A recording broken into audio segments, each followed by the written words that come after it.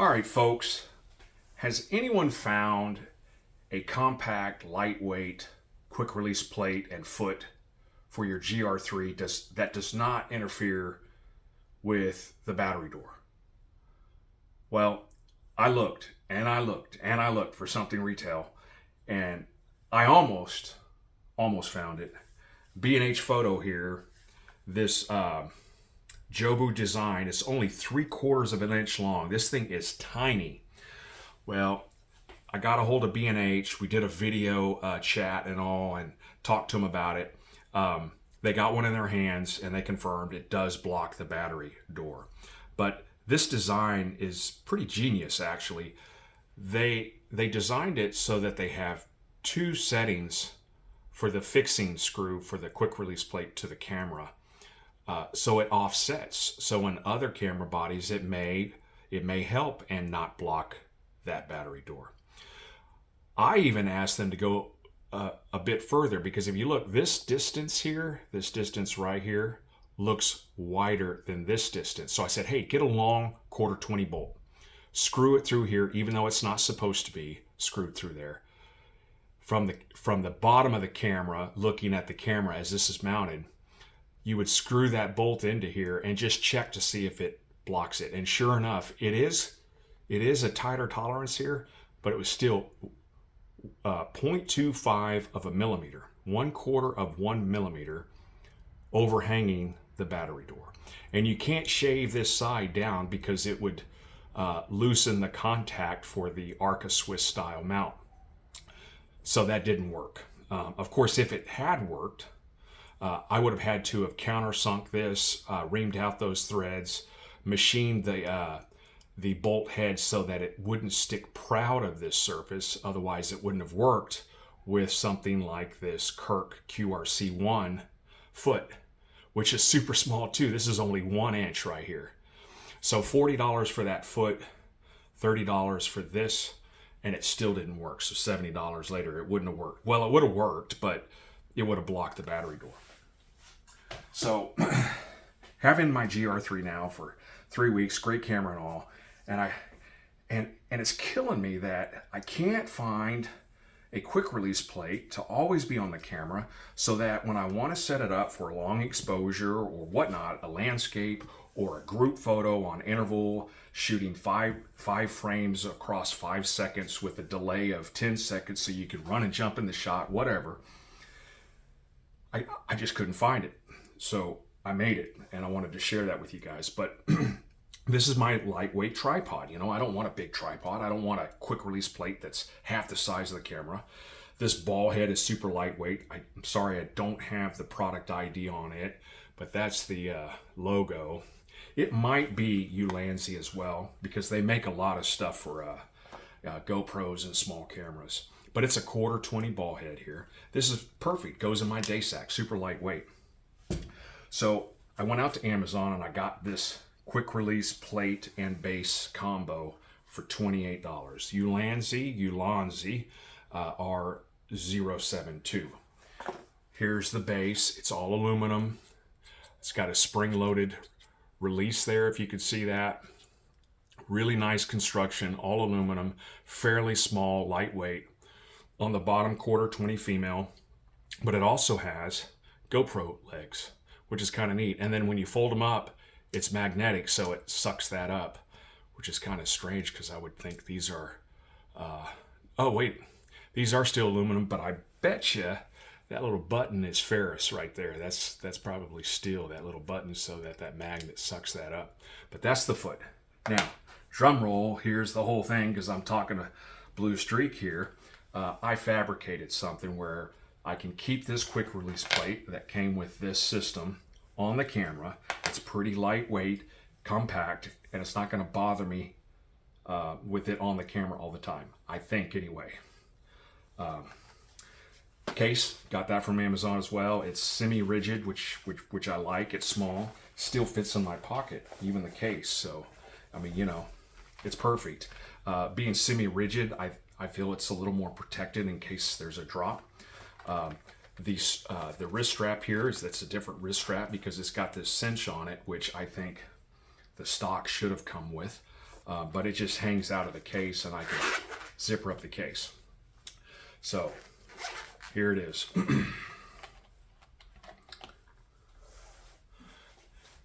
That's the front, okay? That's the underside. And I'm going to show, there's the battery door.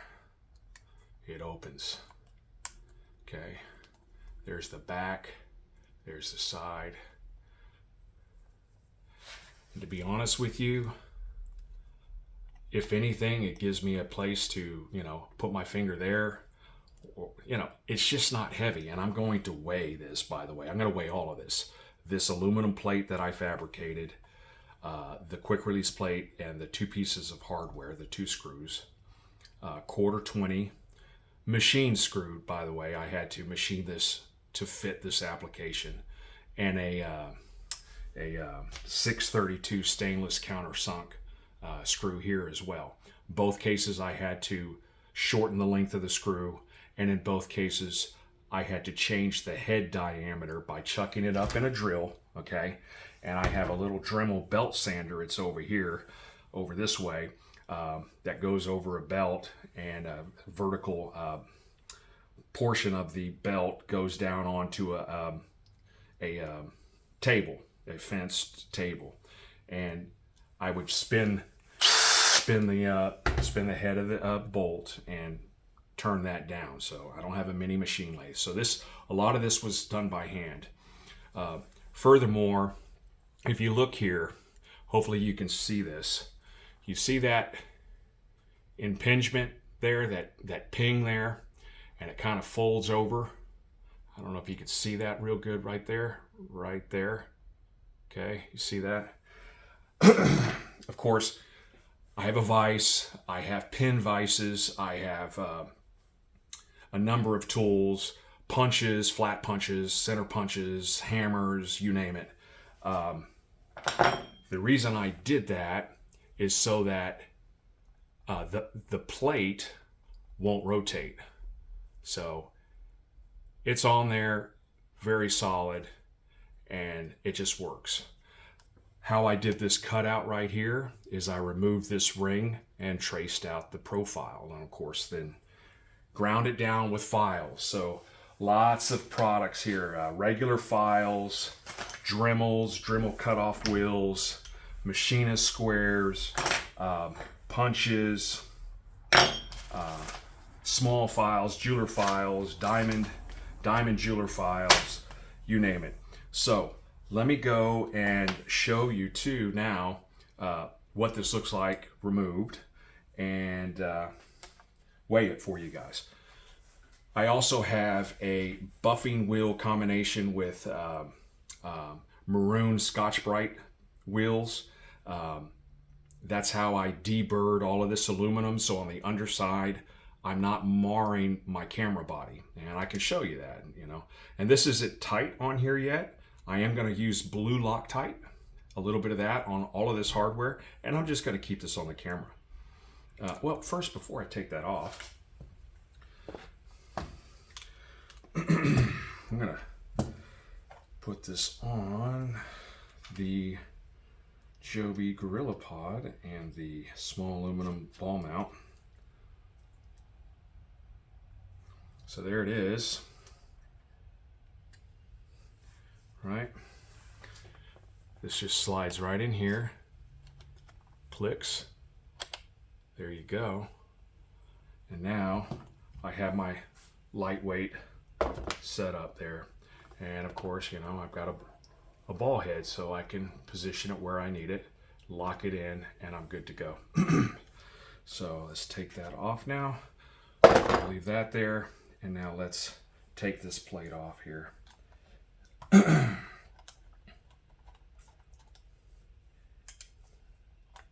Okay. If you look at the bottom side of the camera, there might be some pencil marks from machining and marking and whatnot. I thought I wiped most of them off. But even here on that little bit of a corner, you know, after a while of use, you know, if there's a little bit of friction there and rub, I don't care. You know, it's up to you though. There are 2 little bumps here that help keep that plate proud of this surface. I think so. Anyway, it's pretty clean. Now, this is a 1/4 stainless by 1/2 inch long cap socket, or socket cap. Socket cap meaning it's not Phillips, it's not slotted, it's an Allen head. But if you look, it's much different than the stock. Look at this. See that? Much different. So I turned that down. I made it shorter. You can see there how I made that shorter. So that's the main mounting. Now here's the plate. There's the underside. Now you can see some of the markings from my vise. Now I also have aluminum feet for the vise jaws, but it was getting a little wonky and stable with those. It wasn't stable. So I just had to use the virgin vise claws, which was fine. I was able to buff it all out and sand it all out on the edges here. And it's not completely finished yet. Okay? And if you look here, notice how this is new. I drilled this, countersunk this, and that is 632 stainless countersunk. Again, I had to machine down the head, smaller diameter head. This needs to be below this mating surface. It cannot be proud. Otherwise it won't slide. It won't slide into the foot. Okay. Now I'm going to, to do this in the field, you've got to have a Phillips screwdriver. You got to have a flat blade screwdriver. This came with a little key. Look at that. You see that? But it didn't come with a Phillips, and I chose Phillips for this one. So I'm going to unscrew that. I'm going to unscrew this, and that goes off. So just like that. Now, if you notice, there's some impingement there from the vise jaws. No problem, it's covered with this plate. But at the end of the day, it's as simple as that. Super lightweight. Let me weigh all this. In grams, okay? You're gonna have to do your conversions if you're an imperial guy, okay? And we're 21.3 grams. That's everything added to the camera. 21.3 grams. The quick release plate, the offset plate that I fabricated. Now, how did I make the offset plate? Well, I could probably talk another 30 minutes on that, but simple plate of aluminum here, bar of aluminum. It's 1/8 inch thick. It's 1 1/4 inch wide. This particular one was 3 feet long when it was new. Now, I chucked that up in a vise where I had about 1/8 of an inch proud of the top of the vise. Heated it up with my MAP gas torch. This tile cleaver, or whatever you want to call it, demolish tool, whatever. I actually used my flap disc on my grinder so it wasn't sharp. And what I would do is I was heating it, I would hit it and I bent it over. And when I bent it over on the top of the vise, it was finally like this in the jaw, and I can hammer it flat. You can see what I did there. From there, it was all about measuring, your standard caliper stuff. You're going to need caliper stuff. You're going to need vise. You're going to need hammer. You're going to need hacksaw. You're going to need Dremel cutoff wheels. Machinist squares help. Very useful. Taps, by the way, taps. See, this is only 1/8 inch, which is another reason why I'm going to use blue Loctite. There's not a lot of meat here, but that's a 1/4 tap, and of course this is 632. This is 632 tap right here, all right?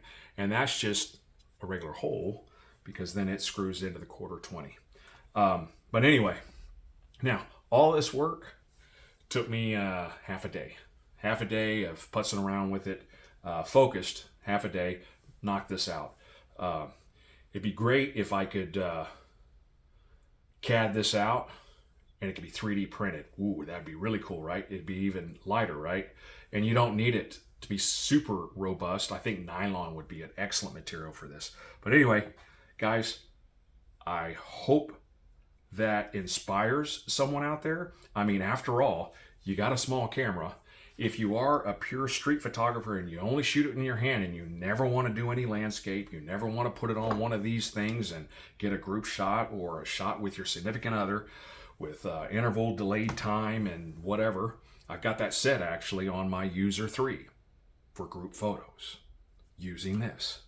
And now I can quickly take it out of my case, have this in my day sack too, my sling sack that's real small, and it's lightweight.